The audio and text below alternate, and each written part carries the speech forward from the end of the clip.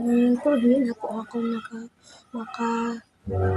maka-live kasi may loaded po ako. Tapos, kawawa naman po ako. Sana po mag-comment na po kayo sa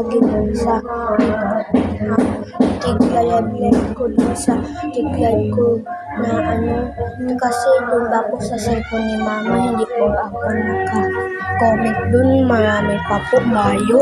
Tapos lahat na po nagpapatawa sa akin. Tapos nalugad pa po ako. Sana po matawa niyo po ako. Tapos masakit po ang ko. May guhit po sa kamay ko dito. Pag ganito. Tapos sobrang sakit po niya.